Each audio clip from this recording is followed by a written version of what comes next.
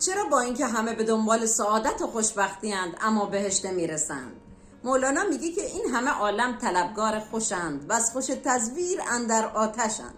منظور مولانا اینه که درسته که طلبکار خوشی هستیم، اما به سمت خوشی واقعی نمیریم، بلکه به سمت خوشی‌های مصنوعی میریم و یا به قول بچه‌های امروزی خوشی‌های فیک و دروغین میریم. برای همینی که نمیرسیم. درست مثل کسی که به جایی که بره به سمت دریا میره به سمت عکس دریا، خب هیچ وقت به دریا نمیرسه.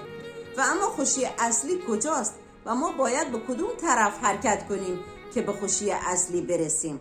باز مولانا میگه که چون که 100 آید 90 هم پیش ماست. شما اگه نیتتون حرکت به سمت خداوند باشه به بقیه خوشی ها هم میرسین، اما اگر هدفتون حرکت به سمت مال و رابطه و سمت و مقام باشه، اینا خوشی های دروغین میشه که شما را از ذات حق دور میکنه و کسی که از ذات حق دوره ابداً به خوشی های دنیوی هم نمیرسه. ما نباید برای سعادت به سمت عکس خداوند بریم، بلکه باید به سمت خود خداوند حرکت بکنیم و وقتی که به سمت خود خداوند حرکت بکنیم نمادها و نشانه‌هایی از شکوه خداوند بر روی زمین به سمت ما میاد.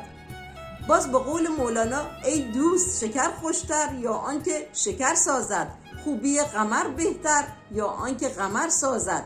ما نباید نعمت رو ببینیم و صاحب نعمت رو فراموش بکنیم، دائما باید به سمت صاحب نعمت حرکت بکنیم. اون موقع است که ما طالب سعادت و خوشبختی واقعی هستیم.